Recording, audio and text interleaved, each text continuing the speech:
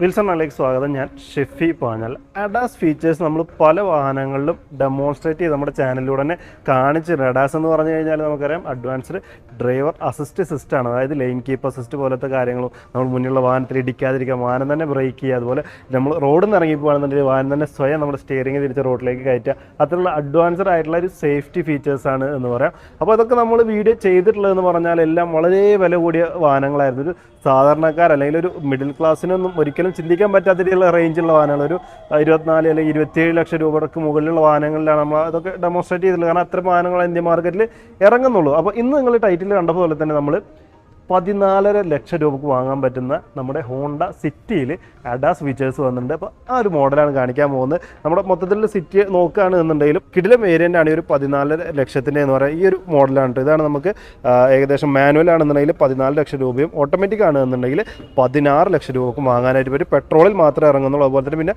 ഹൈബ്രിഡൊക്കെ ഉള്ളത്, അതൊക്കെ ടോപ്പ് വേരിയൻറ്റിലാണ് വരുന്നത്. അപ്പോൾ ടോപ്പ് വേരിയൻ്റ് ഇതേ അവിടെ നിൽക്കുന്നുണ്ട്, ഫുൾ ഓപ്ഷൻ കാണുന്നതാണ് കേട്ടോ. അപ്പോൾ അതിൽ നിന്നും ഒരുപാട് മാറ്റങ്ങളുണ്ടോ എന്ന് ചോദിച്ചാൽ അത്രയധികം മാറ്റങ്ങൾ നമുക്ക് എടുത്തു പറയത്തക്ക രീതിയിലില്ല. നമുക്കൊരുവിധം നമ്മളൊരു വാഹനം വാങ്ങുന്ന ഏതൊരാളും ആഗ്രഹിക്കുന്ന ഒരുവിധം ഫീച്ചേഴ്സൊക്കെ നമുക്ക് ഈ ഒരു വാഹനത്തിൽ അവൈലബിൾ ആണ് എന്ന് പറയാം. അപ്പോൾ 4 വേരിയൻറ്റിലാണ് നമുക്ക് ഹോണ്ട സിറ്റി നിലവിൽ അവൈലബിൾ ആയിട്ടുള്ളത്. അതിൽ SV ആണ് ബേസ് മോഡൽ, അതിന് തൊട്ട് മുകളിലുള്ള വേരിയൻ്റാണ് ഇത് V എന്ന് പറയുന്നത്. അതിന് മുകളിൽ നമുക്ക് VX വരുന്നുണ്ട്, ZX വരുന്നുണ്ട്. അങ്ങനെ 4 വേരിയൻ്റാണുള്ളത്. പിന്നെ ഞാൻ നേരത്തെ പറഞ്ഞ പോലെ തന്നെ ഹൈബ്രിഡ് ആണ് വന്നുള്ളത്. അതൊക്കെ 23 ലക്ഷത്തിന് മുകളിലേക്ക് 26 ലക്ഷം ആ ഒരു റേഞ്ചിലേക്കൊക്കെ പോകുന്നതാണ്. അപ്പോൾ ഇത് അത്യാവശ്യം കുഴപ്പമില്ല എന്ന് പറയാം. നമുക്കൊരു 14 ലക്ഷം രൂപക്കൊക്കെ ഒരു പെട്രോൾ വാഹനം നോക്കുന്ന സമയത്ത് ഹോണ്ട സിറ്റിയൊക്കെ നിരവധി ആളുകൾ പരിഗണിക്കുന്നതാണ്. അപ്പോൾ അതിൽ V എന്ന ഈ ഒരു വേരിയൻറ്റിന് പ്രത്യേകത വരുന്നത് നമുക്ക് അഡാസ് ഫീച്ചേഴ്സ് അടക്കം ഇൻക്ലൂഡ് ചെയ്തിട്ട് വരുന്നതാണ്. അതും നിങ്ങൾ ഫ്രണ്ട് നോക്കുന്ന സമയത്ത് തന്നെ പ്രൊജക്ട് സെറ്റപ്പുള്ള ഹെഡ് ലാമ്പ് ഉണ്ട്, അതുപോലെ സൈഡിൽ അലോയ്സ് കാര്യങ്ങളൊക്കെ ഉണ്ട്. അപ്പോൾ നിരവധി ഫീച്ചേഴ്സ്, നമ്മൾ ആഗ്രഹിക്കുന്ന എല്ലാ ഫീച്ചേഴ്സും ഒത്തിണങ്ങി വന്നിട്ടുള്ള ഒരു വേരിയൻ്റാണ്. അപ്പോൾ അത് വിശദമായിട്ട് നമുക്ക് നോക്കാം. അതിന് തന്നെ നോർമൽ ഒരു ഹോണ്ട സിറ്റിയുടെ ഫേസും കാര്യങ്ങളൊക്കെ തന്നെയാണ് നമുക്ക് ഈ ഒരു വാഹനത്തിന് അവകാശപ്പെടാനുള്ളത്. എടുത്തു പറയത്തക്ക രീതിയിൽ നമുക്ക് ഫുൾ ഓപ്ഷനിൽ കാണുന്നൊരു ലൈറ്റ്സ് അല്ല എന്ന് പറയാം. അതായത് ഫുൾ ഓപ്ഷനിലേക്ക് ഫുൾ LED ആയിട്ട് മാറുന്നുണ്ട്. ഇത് നമുക്ക് ബേസ് വേരിയൻ്റ് മുതൽ ഒരു ഫുൾ ഓപ്ഷൻ വരെയുള്ള വാഹനങ്ങളിലും ഈ ഒരു രീതിയിൽ തന്നെ ഒരു 3 ബാരലായിട്ടാണ് സെറ്റ് ചെയ്തിട്ടുള്ളത്. ഹാലജൻ്റെ പ്രൊജക്ടറിൻ്റെ മിക്സ് ആയിട്ടാണ് വന്നിട്ടുള്ളത്. ഇവിടെ മുകളിലായിട്ട് നമുക്കൊരു LED DRL വന്നിട്ടുണ്ട്. പിന്നെ നമുക്ക് low beam, high beam, indicator, അത്തരം കാര്യങ്ങളൊക്കെയാണ് വന്നിട്ടുള്ളത്. അത്യാവശ്യം കാണാൻ മനോഹരമാണ് എന്ന് പറയാം. അവിടെ താഴെ വന്നാൽ ഫോഗ് ലാമ്പ് വന്നിട്ടുണ്ട്. ഇത് ബേസ് വേരിയൻ്റില്ല, നമുക്ക് ഈ ഒരു വേരിയൻ്റിലാണ് സ്റ്റാർട്ട് ചെയ്യുന്നത് ഫോഗ് ലാമ്പ്. പക്ഷേ ഹാലജനാണ്. നമുക്ക് ഫുൾ ഓപ്ഷനിൽ പോകുമ്പോഴാണ് LED ആവുന്നുള്ളൂ. അങ്ങനെ ഒരു ചേഞ്ച് അവിടെ സംഭവിക്കുന്നുണ്ട്. പിന്നെയുള്ളതെന്ന് പറഞ്ഞാൽ നമുക്കൊരു നിലവിൽ ഇത്രയും നാൾ മാർക്കറ്റിൽ ഉണ്ടായിരുന്നൊരു ഹോണ്ട സിറ്റി എന്ന് പറഞ്ഞാൽ നമുക്കൊരു ബമ്പറിൻ്റെ ഒരു ഡിസൈൻ നോക്കിയാലാണ് നമുക്ക് ആ ഒരു 2 വാഹനങ്ങൾ നമുക്ക് തിരിച്ചറിയാനായിട്ട് സാധിക്കുക. അതായത് ഈ ഒരു ഭാഗത്തൊക്കെ നമുക്ക് ചെറിയ രീതിയിൽ എഡ്ജ് കാര്യങ്ങളൊക്കെ നൽകിയിട്ടുണ്ട് എന്ന് പറയാം. നമ്മൾ ഓൾറെഡി മാർക്കറ്റിൽ ഉണ്ടായിരുന്നൊരു സിറ്റി എന്ന് പറഞ്ഞാൽ വളരെ ഒഴുകി ഇറങ്ങുന്ന രീതിയിലായിരുന്നു അവിടെ ഒരെണ്ണം നിൽക്കുന്നുണ്ട് കേട്ടോ. അതാണ് നമുക്ക് അതിൻ്റെ ഫ്രണ്ട് ബമ്പർ നിങ്ങൾ കണ്ടില്ല, ഒരു ഇങ്ങനെ ചുമ്മാ ഒരു ഒഴുകി ഇറങ്ങുന്ന ഒരു രൂപത്തിലായിരുന്നെങ്കിൽ ഇതിലേക്ക് വന്നപ്പോൾ നമുക്കത് ഒരു എഡ്ജ് കാര്യങ്ങളോ നൽകിൻ്റെ ഒരു ക്രോം നമ്മുടെ ആക്സറിയാണ് കേട്ടോ. അത് നമുക്ക് സ്റ്റോക്ക് കണ്ടീഷനിൽ കിട്ടുന്നതല്ല എന്ന് പറയാം. അതുപോലെ തന്നെ ഇതിൻ്റെ ഗ്രില്ലിനും മാറ്റം സംഭവിച്ചിട്ടുണ്ട്. നമ്മളിപ്പോൾ ഈ കാണുന്ന രൂപത്തിലുള്ള ഒരു ഹൊറിസോണ്ടൽ സ്ലാറ്റ്സ് ആയിട്ട് കൊടുത്തുള്ള ഒരു ഗ്രില്ല് നമുക്ക് ബേസ് വേരിയൻ്റ് മുതൽ ഫുൾ ഓപ്ഷൻ വരെ ലഭിക്കുകയുള്ളൂ. ഫുൾ ഓപ്ഷനിൽ നമുക്ക് അത് ചേഞ്ച് ചെയ്യുന്നുണ്ട്, ഒരു ഡയമണ്ട് ഷേപ്പിലേക്കൊക്കെ മാറുന്നുണ്ട് എന്ന് പറയാം. അപ്പോൾ എന്തായാലും ബാക്കി ഏത് വേരിയൻ്റ് എടുത്താലും ഇതേ രൂപത്തിലുള്ളൊരു ഗ്രില്ല്, അതുപോലെ ഈ ഒരു എയർ ഡാമിൻ്റെ ഭാഗങ്ങളിലൊക്കെ സ്ലാറ്റ്സ് ആയിട്ടാണ് ലഭിക്കുക. അത്രയും കാര്യങ്ങളാണ് നമുക്ക് മുൻവശത്തുള്ളത്. നമ്മൾ പ്രതീക്ഷിക്കുന്ന എല്ലാണ്ട് അത്യാവശ്യം ഒരു തടിച്ച ക്രോമിൻ്റെ ഒരു ഭാഗവും അതുപോലെ തന്നെ നമ്മുടെ പ്രൊജക്ട് സെറ്റപ്പും ഫോഗ് ലാമ്പും അങ്ങനത്തെ കാര്യങ്ങളൊക്കെ നമുക്ക് ഒരുവിധം എക്സ്ട്രാ ആയിട്ടൊന്നും ചെയ്യാനില്ല, എല്ലാം നമുക്കിതിൽ ലഭിക്കുന്നുണ്ട് എന്ന് പറയാം. പിന്നെ ഒപ്പം തന്നെ നമുക്ക് ഇതിൻ്റെ ഹൈലൈറ്റ് ആയിട്ടുള്ള കാര്യം നമ്മുടെ അഡാസ് ഫീച്ചേഴ്സിൻ്റെ ഭാഗമായിട്ടുള്ളൊരു റഡാർ സിസ്റ്റം കാര്യങ്ങളൊക്കെ അവിടെ കാണാനായിട്ട് സാധിക്കും. അപ്പോൾ അത് ഒരു ഹെവി ലെവലാണ്. ഇന്ന് ഇന്ത്യൻ മാർക്കറ്റിൽ അഫോർഡബിൾ ആയിട്ടുള്ളൊരു അഡാസ് ഫീച്ചേഴ്സുള്ളൊരു വാഹനം എന്ന് പറഞ്ഞാൽ അത് നമ്മുടെ ഹോണ്ട സിറ്റിയുടെ V എന്ന് പറയുന്ന ഈ ഒരു വേരിയൻ്റാന്ന് പറയുന്നത്. നേരത്തെ പറഞ്ഞ പോലെ തന്നെ 14 ലക്ഷം രൂപയ്ക്ക് നമുക്ക് വിത്ത് അഡാസ് ഫീച്ചേഴ്സ് ഒരു വാഹനം ഓൺ റോഡ് ഇറക്കാനായിട്ട് പറ്റുമെന്നുള്ളത് വേറെ ഒരു കമ്പനിക്ക് ഒരു ഇതിൻ്റെ അടുത്ത് പോലും ആരും എത്തുന്നില്ല എന്നുള്ളതാണ് ഇതിൻ്റെ അതിശയം. ഹോണ്ടയ്ക്ക് ഒരു ബിഗ് തംസപ്പ് നമുക്ക് കൊടുത്തേ പറ്റുള്ളൂ. അപ്പോൾ വശങ്ങളിലേക്ക് വരാണെന്നുണ്ടെങ്കിൽ നമുക്ക് അലോയ്സ് വരുന്നുണ്ട്. അത് നമുക്ക് നല്ല മനോഹരമായിട്ടുള്ളൊരു ഡയമണ്ട് കട്ട് ഫിനിഷ് കാര്യങ്ങൾ വന്നിട്ടുണ്ട്. 15 ഇഞ്ചാണ് ടയർ സൈസ് വന്നിട്ടുള്ളത്. 185/60 പ്രൊഫൈലുള്ള 15 ഇഞ്ചാണ്. ഫുൾ ഓപ്ഷനിലേക്ക് പോകുമ്പോൾ മാത്രമാണ് നമുക്കൊരു മാറ്റം വരുന്നുള്ളൂ. 16 ഇഞ്ച് ആവുന്നുണ്ട് എന്നുള്ളത്. ബാക്കി സെയിം ആണ്. ഏത് വേരിയൻ്റ് എടുത്താലും 15 ഇഞ്ചാണ്. നമുക്ക് ബേസ് വേരിയൻറ്റിൽ മാത്രം സ്റ്റീൽ വീൽ ആവുന്നുള്ള ചേഞ്ച് മാത്രം സംഭവിക്കുന്നുണ്ട്. ഫ്രണ്ടിൽ ഡിസ്ക് ബ്രേക്കും പുറകിൽ ഡ്രം ബ്രേക്കും തന്നെയാണ് നമുക്ക് ലഭിക്കുന്നത്. അതുപോലെ തന്നെ ഇലക്ട്രിക്കലി അഡ്ജസ്റ്റ് ചെയ്യാനും അതുപോലെ തന്നെ ഫോൾഡ് ചെയ്യാനും കഴിയുന്ന ORMs വരുന്നുണ്ട്. അതിൽ തന്നെ ടേൺ ഇൻഡിക്കേറ്റർ നൽകിയിട്ടുണ്ട് LED ആയിട്ട്. നല്ല വിങ് ടൈപ്പ് മിറേഴ്സാണ് നമുക്കറിയാം. ഹോണ്ട സിറ്റിയുടെ നല്ല രസമാണ് കാണാനായിട്ട് എന്നുള്ളത് നമുക്ക് എല്ലാവർക്കും അറിയാവുന്നൊരു കാര്യമാണ്. അതുപോലെ തന്നെ വശങ്ങളിൽ പിന്നുള്ളത് നമുക്ക് എടുത്ത് പറയാനുള്ളത് ഫുൾ ഓപ്ഷനിലേക്ക് പോകുന്ന സമയത്ത് നമുക്ക് വെൽക്കം ഫംഗ്ഷൻ വരുന്നുണ്ട് YRVM എന്നുള്ളതാണ്. അതായത് റിമോട്ട് ലോക്ക് ചെയ്യുന്ന സമയത്ത് ഓട്ടോമാറ്റിക്കായി ക്ലോസ് ആവും, അൺലോക്ക് ചെയ്യുന്ന സമയത്ത് ഓട്ടോമാറ്റിക്കായിട്ട് ഓപ്പൺ ആവും. അപ്പോൾ ഒരു വെൽക്കം ഫംഗ്ഷൻ നമുക്ക് കിട്ടും. അതുപോലെ നമ്മുടെ ഡോർ ഹാൻഡിൽസൊക്കെ ക്രോം അങ്ങനത്തെ ചേഞ്ചസ് സംഭവിക്കുന്നുള്ളൂ. പക്ഷേ ഇതിൽ നമുക്ക് സ്മാർട്ട് കീ കാര്യങ്ങളൊക്കെ വരുന്നുണ്ട്. അതുകൊണ്ട് തന്നെ അതിൻ്റെ അസിസ്റ്റീവ് ബട്ടൺ ഇവിടെ കാണാനായിട്ട് സാധിക്കും. അത് ബേസ് വേരിയൻറ്റിലില്ല, ഈ ഒരു വേരിയൻറ്റിൽ നമുക്ക് ആഡ് ആയിട്ട് വരുന്നൊരു ഫീച്ചറാണ് എന്നുള്ളത് പറയാം. എല്ലാ വേരിയൻറ്റിലും നമുക്ക് B-പില്ലർ ബ്ലാക്ക് ഔട്ട് ചെയ്തിട്ടുണ്ട്. അതുപോലെ തന്നെ സൺറൂഫ് നമുക്ക് ഇതിൻ്റെ മുകളിലുള്ള വേരിയൻറ്റിൽ വരുന്നുള്ളൂ, ഈ ഒരു വേരിയൻറ്റിൽ വരുന്നില്ല. പക്ഷേ ഷാർക്ക് ഫിൻ ആൻഡ് നമുക്ക് എല്ലാ വേരിയൻറ്റിലും വരുന്നുണ്ട്. അപ്പോൾ സൺറൂഫാണ് പ്രധാനമായിട്ട് ചില ആളുകൾക്കെങ്കിലും മിസ്സിംഗ് ആയിട്ട് തോന്നുന്നത്. പക്ഷേ നമ്മൾ വാല്യൂ ഫോർ മണി എന്നൊരു രീതിയിലൊരു മാനദണ്ഡം കണക്കാക്കുമ്പോൾ സൺറൂഫൊന്നും നമ്മളവിടെ അതിൻ്റെ ഒരു മാനദണ്ഡമായിട്ട് എടുക്കാറില്ല എന്നുള്ളതാണ് യാഥാർത്ഥ്യം. അപ്പോൾ ആ രീതിയിൽ നമുക്ക് ഇതുവരെ നമ്മൾ കണ്ടതിൽ എല്ലാം നമ്മൾ ആഗ്രഹിക്കുന്ന കാര്യങ്ങൾ, ഒരു വാഹനം എടുക്കുമ്പോൾ നമ്മൾ എക്സ്പെക്റ്റ് ചെയ്യുന്ന കാര്യങ്ങളൊക്കെ ഇതുവരെ ഒത്തു വന്നിട്ടുണ്ട്.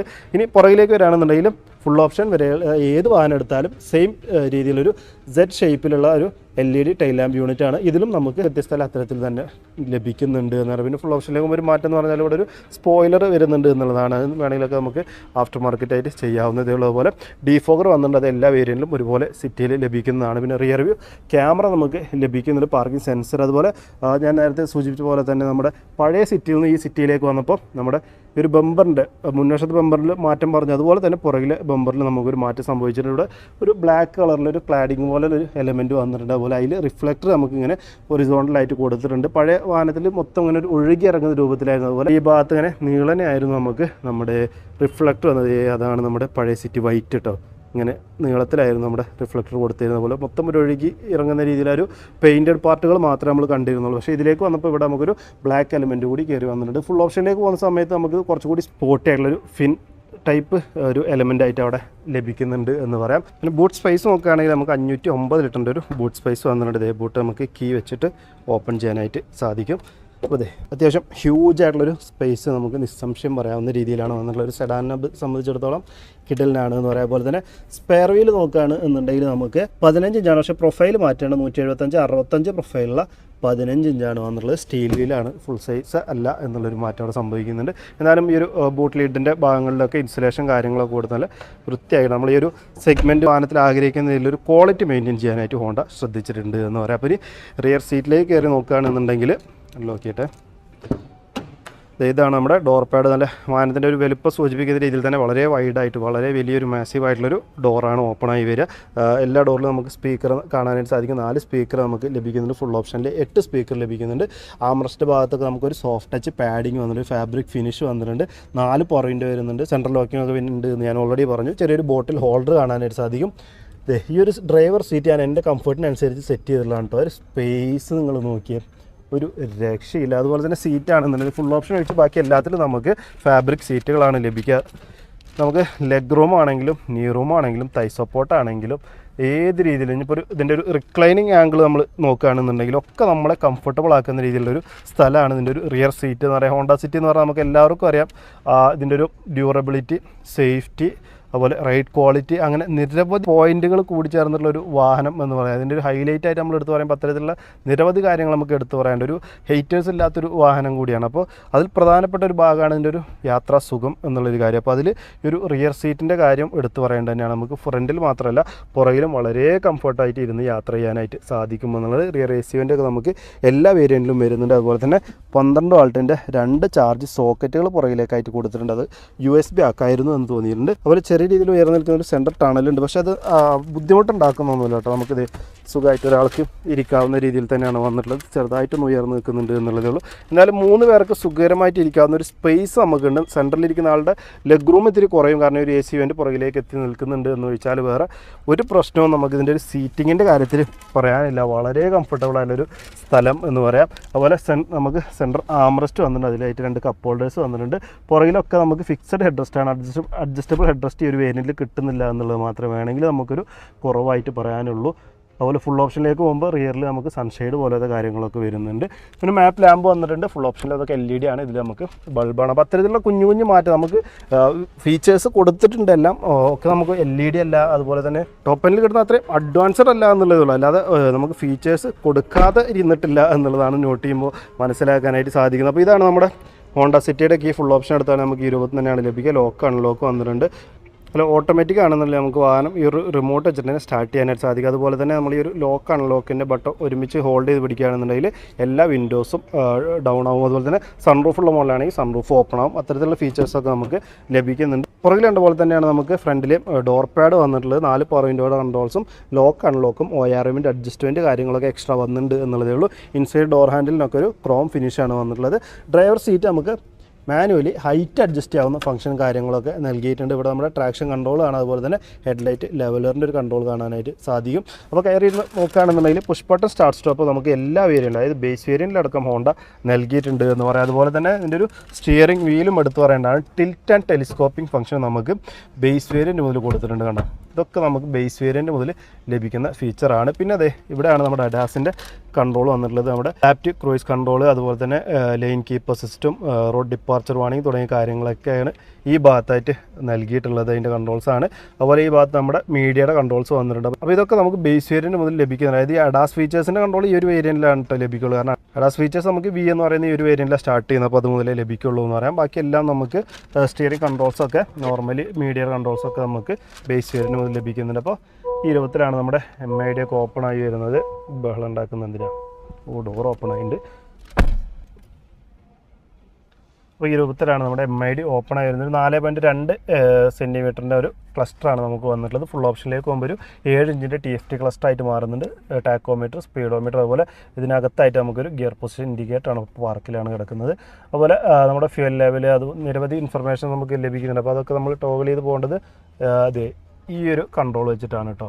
നമുക്ക് രസമായിട്ടൊരു റോട്ടറി സ്വിച്ച് പോലെ ഇങ്ങനെ ടോഗിൾ ചെയ്ത് പോകാനായിട്ട് സാധിക്കുന്നുണ്ട്. അപ്പോൾ ഫ്യൂവൽ, അതുപോലെ സേഫ്റ്റി സപ്പോർട്ട്, ഇതിലാണ് നമ്മുടെ അഡാസിൻ്റെ കാര്യങ്ങൾ വരുന്നത്. നമുക്ക് അതുപോലെ തന്നെ നമ്മുടെ ആവറേജ് ഫ്യൂവൽ എഫിഷ്യൻസി കാര്യങ്ങളൊക്കെ നമുക്ക് ട്രിപ്പ് ബി അത്തരം കാര്യങ്ങളൊക്കെ നമ്മൾ സെറ്റ് ചെയ്യേണ്ടത് ഇതേ ഈ ഒരു കൺട്രോൾസ് ഉപയോഗിച്ചിട്ട് തന്നെയാണ്. അപ്പോൾ അത്യാവശ്യം ഡീസൻ്റ് ആയിട്ടുള്ളൊരു ക്ലസ്റ്റർ എന്ന് നമുക്ക് വേണമെങ്കിൽ പറയാം. ഇവിടെയാണ് നമ്മുടെ വൈപ്പറിൻ്റെ കൺട്രോൾസ് വന്നിട്ടുള്ളത്. ഈ ഭാഗത്തായിട്ട് ഹെഡ്ലൈറ്റിൻ്റെ കൺട്രോൾസ് വന്നിട്ടുണ്ട്. ഓട്ടോമാറ്റിക് ഹെഡ് ലാമ്പ് വരുന്നുണ്ട് എന്ന് ഞാൻ പറഞ്ഞ പോലെ തന്നെ നമുക്ക് ഈ ഒരു അഡാസ് ഫീച്ചേഴ്സിൻ്റെ ഭാഗമായിട്ട് ഓട്ടോ ഡിമ്മിങ് ഫീച്ചർ വരുന്നുണ്ട്. അതായത് നമ്മൾ ഓപ്പോസിറ്റ് വാഹനം വരുന്ന സമയത്ത് നമ്മൾ ഡിം ചെയ്ത് കളിക്കേണ്ട ആവശ്യമില്ല. വാഹനം തന്നെ ഓട്ടോമാറ്റിക്കായിട്ട് ഓപ്പോസിറ്റ് വണ്ടി വരുമ്പോൾ ഡിമ്മാക്കും. വാഹനം പോയി കഴിഞ്ഞാൽ ഓട്ടോമാറ്റിക്കായിട്ട് അത് ഹൈ ബീമിലേക്ക് മാറുകയും ചെയ്യും എന്ന് പറയാം. അതുപോലെ ഇവിടെ നമ്മുടെ ക്ലസ്റ്ററിൻ്റെ ബ്രൈറ്റ്നസ് കൂട്ടുകയും കുറയ്ക്കുകയും ചെയ്യുന്നൊരു കൺട്രോൾ ഈ ഭാഗത്തായിട്ട് വന്നിട്ടുണ്ട്.